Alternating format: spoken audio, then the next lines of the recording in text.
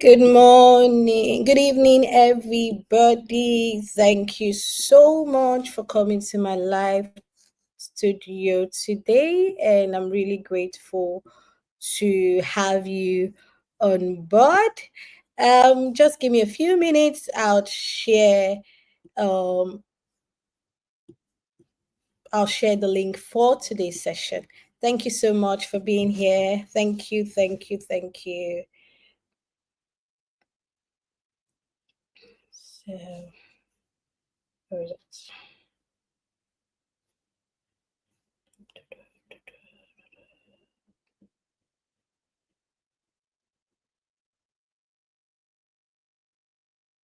Copy.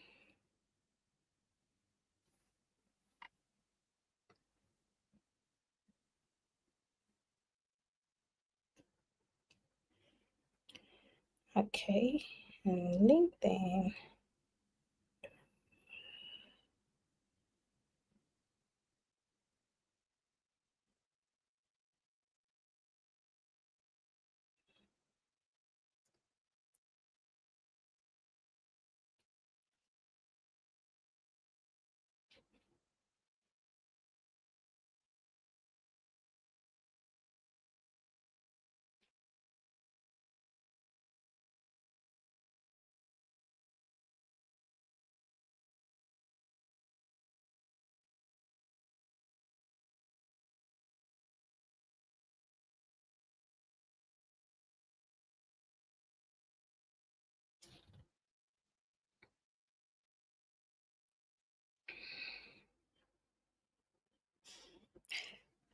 Thank you for joining my session today. Thank you for coming on board. I'm really, really grateful to have you here. Thank you so much.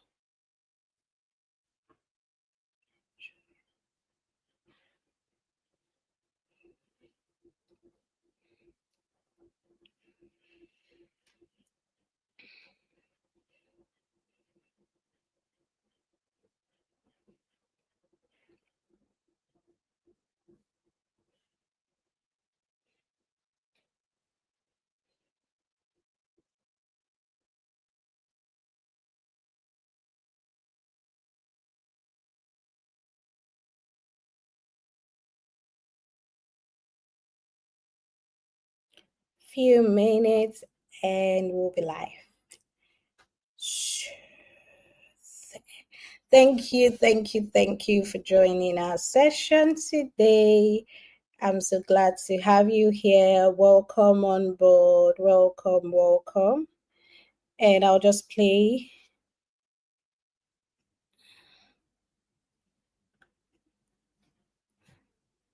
Thank you so much. Please don't forget to like, share, and comment as well as we are going live, as we are live already. Sorry.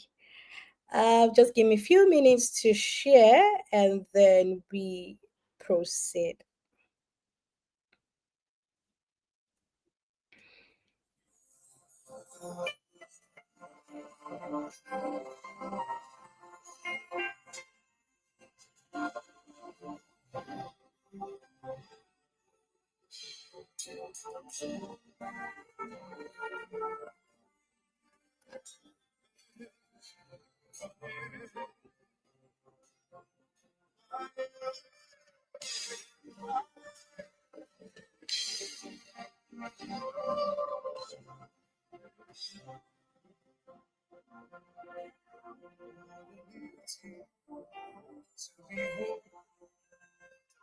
Such a you are Jesus. What a beauty to behold. You are my highest. You are my desire. You are the one that I desire.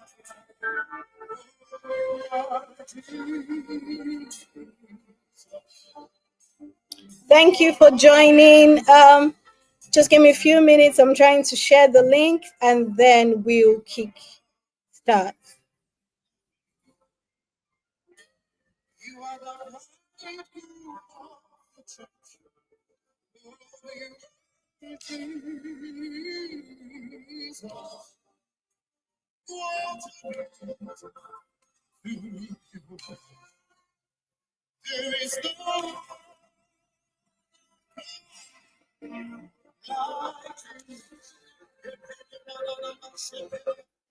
Thank you so much, everyone, for coming to today's um, talk with your favorite rural health advocate.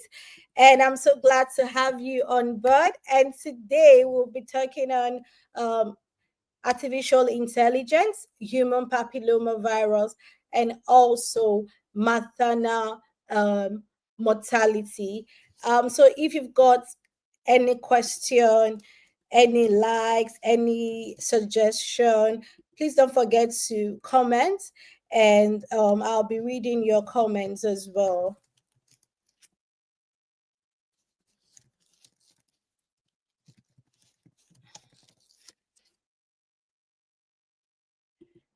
Okay. So what if I told you that the safety of motherhood, the very art of giving life might depend on two things you won't, normally put together. On one hand, a virus we rarely discuss openly, the human papilloma virus. On the other hand, a technology many people think belongs, in Silicon Valley, which is the artificial intelligence, known as AI. Now they sound unrelated, so you stick with me, and we'll take it through. I'll take you through the process. But together, they hold the potential to end one of humanity's oldest and most painful tragedies, women dying through pregnancy and childbirth. And today we are going to, try to explore that connection and how we could also help in our various locations where we live, what we do. So if you've got a question, if you've got a comment, please don't forget to subscribe, don't forget to like, and don't forget to share this link. Our topic today is artificial intelligence, human papillomavirus, and maternal mortality. So let's begin with the reality of maternal mortality. What is at stake? Let's begin with what's at stake. The World Health Organization reports that in 2020, in 2020, 287,000 women died during or shortly after pregnancy and childbirth. Now, that's about plus or minus 800 deaths every day. Most of these deaths were actually preventable. Now, this is the deaths we know that occurred, that has been recorded. So try to picture the deaths that have happened in rural communities that they don't have internet to eat, they don't have access to internet, they don't have access to anything at all. You just try to picture those communities, and you could also add the death rate to this number. You see that that's too much. Now, in sub-Saharan African region, there's nearly about 70% of global maternal deaths that occur. Now, if we take a country like Ghana, the figures is about 800 deaths per 100,000 live births. Now, compare that to our sustainable development goals targets of fewer than 70 by the year 2030. Now we know the usual suspects, of maternal mortality. We know about severe bleeding. We know about high blood pressure. We know about infections. We know about unsafe abortions. But here's what I think is often missing in the conversation is the human papilloma virus and cervical cancer complications, which contribute silently to maternal deaths. So, thank you. So, think of this: a pregnant woman with, undiagnosed advanced cervical cancer faces a much higher risk of dying in childbirth. Yet, because Cervical cancer screening is often overlooked in maternal care. No, this risk remain, hidden. Now there's a question for you, my people that are on this live. How many of you knew that HPV could play a role in maternal mortality? So how many of us are aware that HPV could play a role in maternal mortality? Let's leave village people out of this for now. So how many of us know that for a certain, like, I'm sure that HPV plays a role or could play a role in maternal mortality? I call HPV the silent threat. It's the most common, sexually transmitted infection worldwide, according to the Center for Disease Control, and that over 80% of women will contract it at some point. If you followed our last talk from last week Tuesday, I said these as well. And also, I also made mention that most infections tend to clear naturally, but persistent human papilloma virus can lead to cervical cancer. Now, it's so sad that annually 340,000 women die from cervical cancer, and more than 90% of these deaths occur in the low and middle income countries.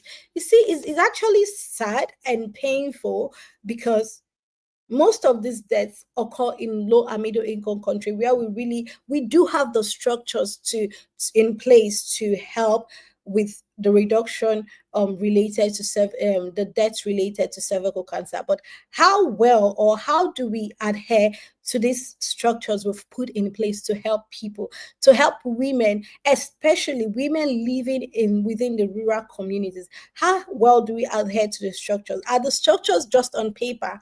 The way you write about your SOPs in the labs, in the hospitals. There is a technique and there's a procedure or process for you to wash your hands very well.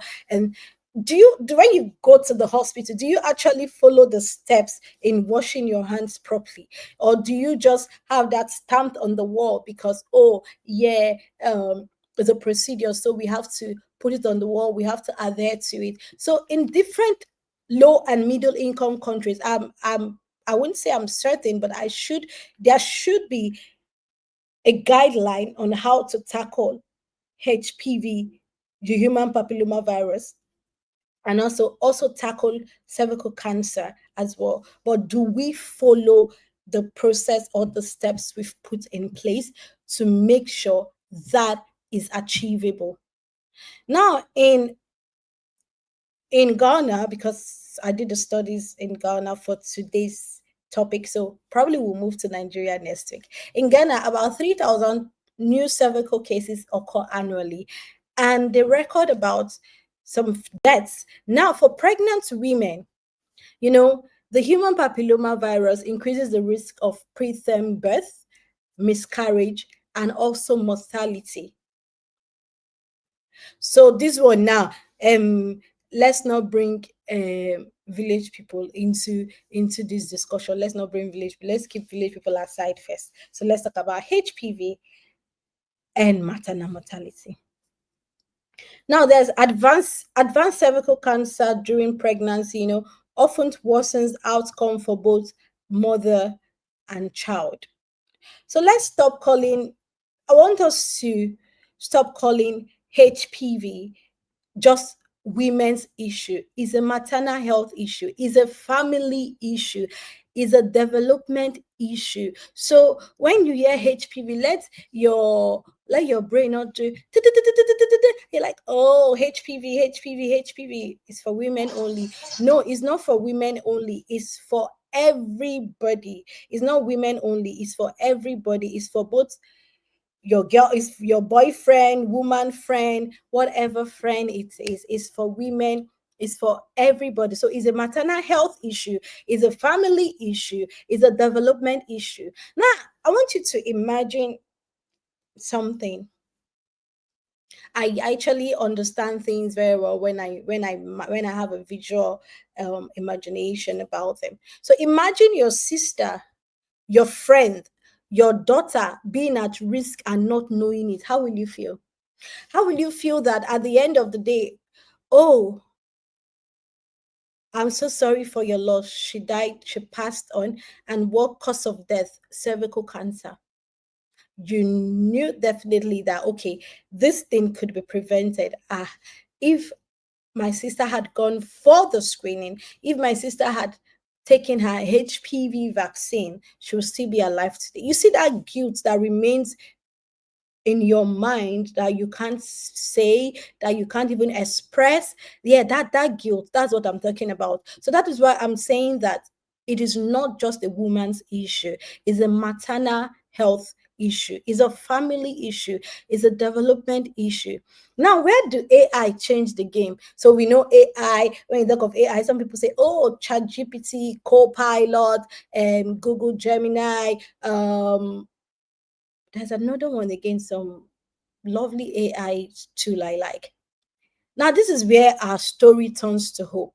I don't want you to visualize AI and see that, oh, it only belongs in Silicon Valley. No. Or AI is only when you want to send a message to your lover. You're like, type this message to my lover, or do this, or send an email, or draft this. No.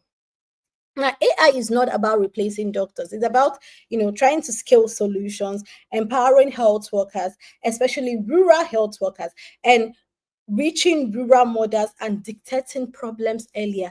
The most important thing is to dictate the problems earlier. If we're able to dictate problems, like this saying, prevention is actually better than cure. If you're able to dictate your problems earlier, you have the chance of solving them as soon as possible. Now, how is AI already saving lives? So, if we're able to get an AI powered cervical cancer screening, so I want you to think about, as I'm going through the steps, I want us to think about innovative ideas we could come up with, we could partner with to, help reach rural women, help those women that do not have the access to what the urban and suburban women have. So you have, imagine having an AI powered cervical cancer screening. So it's like an AI algorithm that analyzes cervical cancer images, cervical images with over 90% accuracy,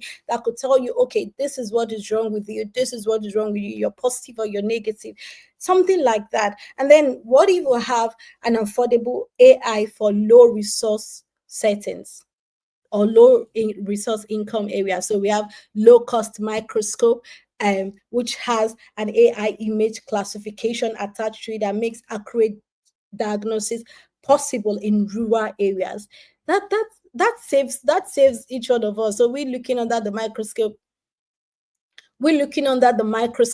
and trying to see that, oh, okay, this might be that. But with the affordable artificial intelligence for low resource settings, it combines a low cost microscope to plus an AI image classification that makes accurate diagnosis possible in rural areas. Now let's talk about smartphone based artificial intelligence screening. So we know the VIA, which is a visual inspection with acetic acid.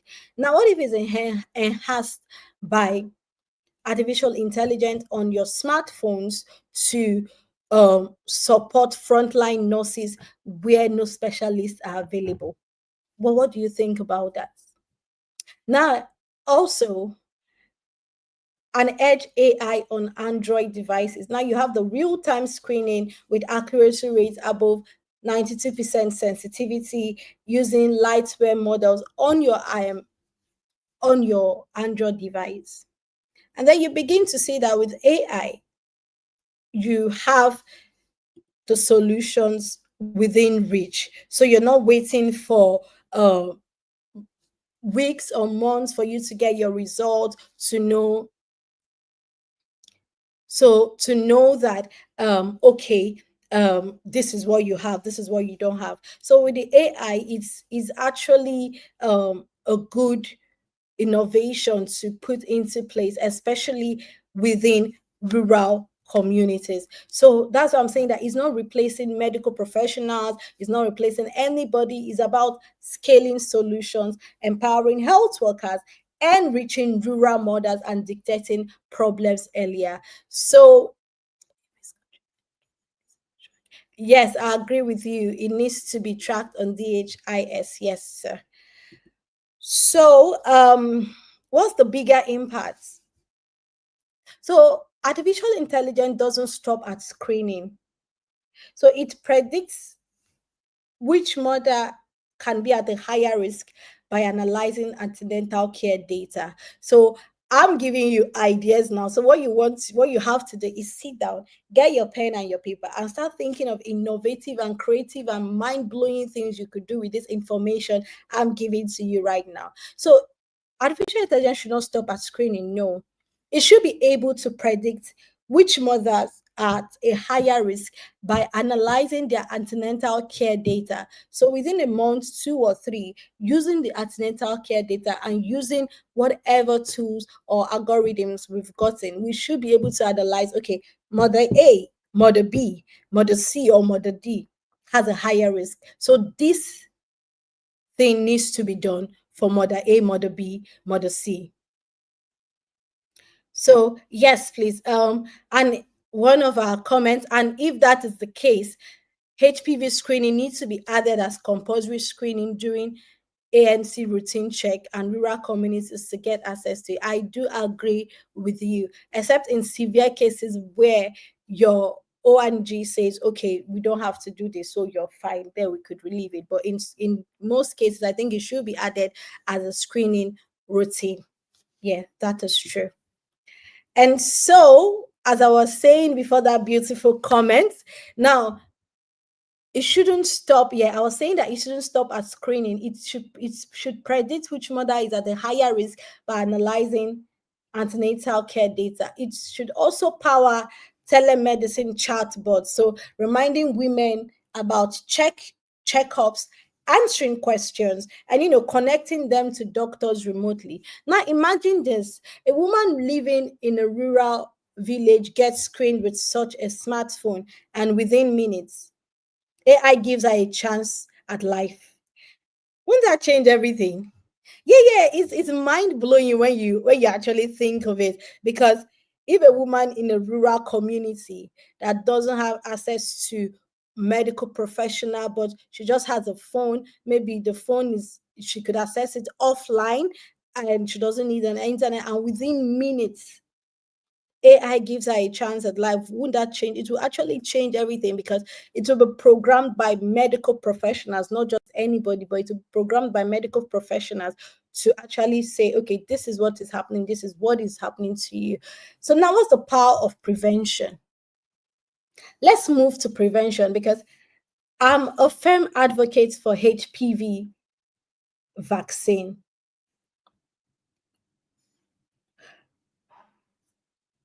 So can HPV be transmitted during pregnancy to unborn babies, just like mother to babies? That is a very good question. I think I'll have to do more research on that before I throw in my answer to be certain. I really have a response, but I want to be certain and do more research and studies before I answer that question. And maybe that could be our topic for next week. Thank you for that question. So, the power of prevention. Now, let's move to prevention. HPV vaccination reduces cervical cancer risk by over 80%. And the Center for Disease Control confirmed a 40% drop in cervical precancers where vaccination is actually introduced. Now, if you go through the World Health Organization, the 90-17-19 strategy, I don't know if you've heard about it, the 90-17-90 strategy. They've set clear goals. So 90% of girls should be fully vaccinated by age 15. 70% of women screened by ages 35 and 45. Now 90% of women with disease being treated. So let's just be honest with ourselves. In low and middle income countries, is this achievable?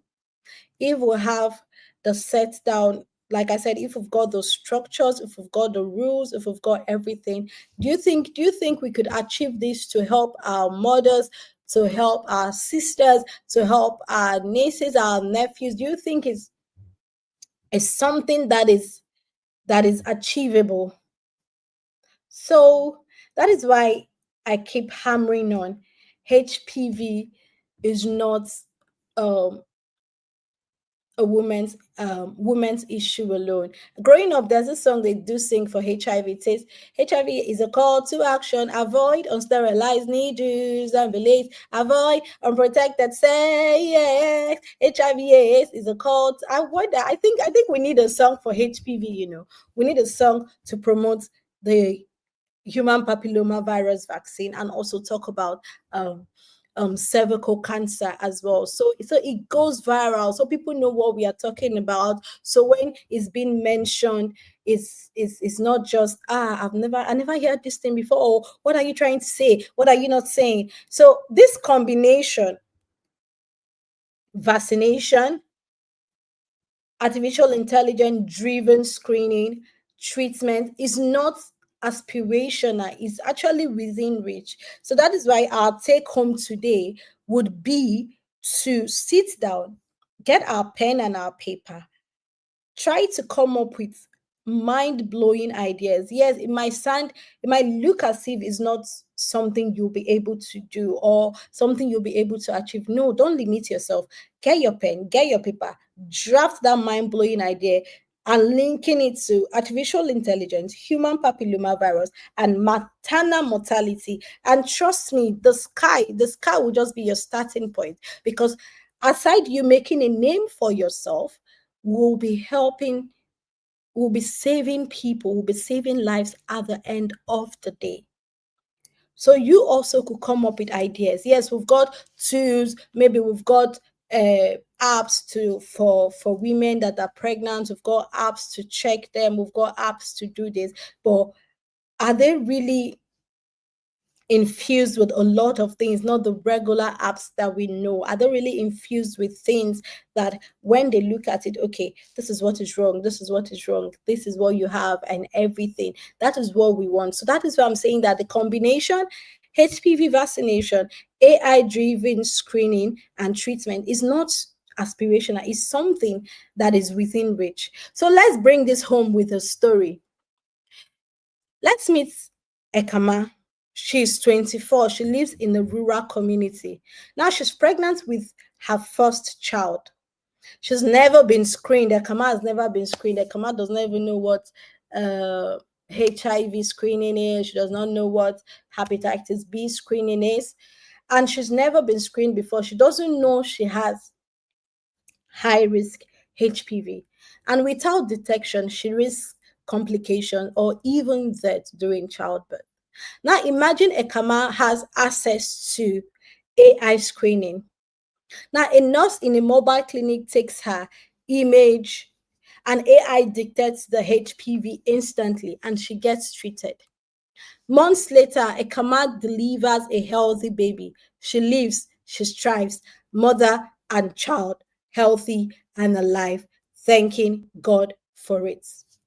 Now, that's the difference between innovation and neglect, between tragedy and hope.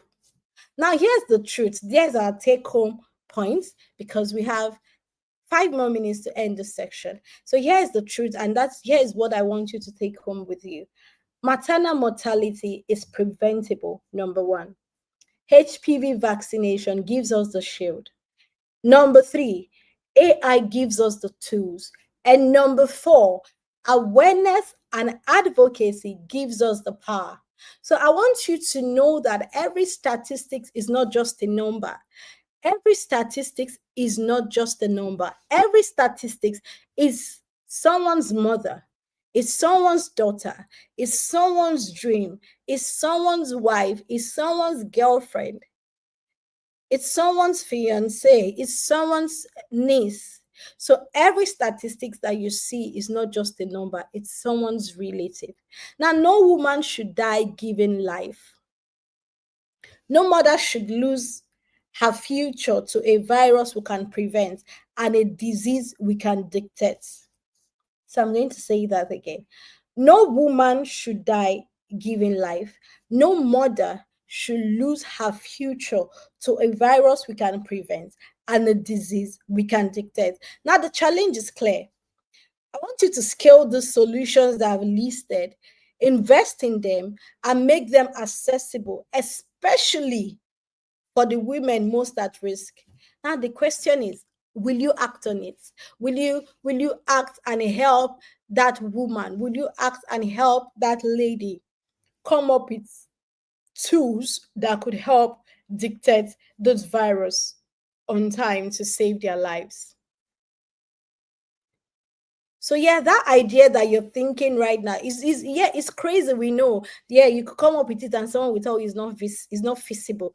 Bring it on board. Bring it. Let's look for a way to incorporate AI driven screening solutions, treatment, and HPV together to help save lives. If you remember the story I told you about Ekama a few minutes ago, a 24-year-old girl living in a rural community with no access to electricity, living in the low income countries, and she's pregnant with her first child. Imagine the fear, the tension, everything she's going through. And Ekama has never been screened. So imagine someone that has never been screened, living in Iraq. She obviously doesn't know what HPV is, and she's never heard of it before. And she's there. I don't think there's a way Ekama would even know that she needs to go for testing. So without the detection, without she knowing that, okay, I get this virus, so somehow, somewhere, and she risks complications or even death during childbirth. Now, just imagine that Ekama has access to the screening. And then the nurse taking care of her or the doctor taking care of her within the rural communities with limited access in the mobile clinic takes a screenshot of an image, just takes a screenshot, and then it detects it. Okay, this is what she has, HPV, instantly. And it starts with the process of managing the mother, managing the fetus, managing the baby, and months later she delivers. That's a powerful tool. And the low and middle income countries should not be left out with the way artificial intelligence is going, with the way the world is evolving. We should evolve with it as well. So thank you so much for coming on our talk show today. And I'm your favorite rural health advocate. And today's topic was on artificial intelligence, HPV, and maternal mortality. And we are also starting our advocacy campaign. I think you must have seen our flyers. And please just go to my page, my Facebook page, my LinkedIn page, our YouTube page. Click on the link, join this campaign, join this movement, put in your picture, your name, upload it on your social media platform, upload it on your WhatsApp. Let people see that, yes, we could advocate for free or subsidized HPV screening and vaccination for people residing within the rural community. Yes, you do not have to be in the healthcare sector to care, because you are a human, most importantly, and because you've got siblings, which are girls, ladies, you should care about that. So, as your rural health advocate, I'm encouraging you to join us in this movement, join us in this advocacy program until I see you next week, Tuesday, 7 p.m. West African time. Thank you so much for tuning in. I love you, and bye bye.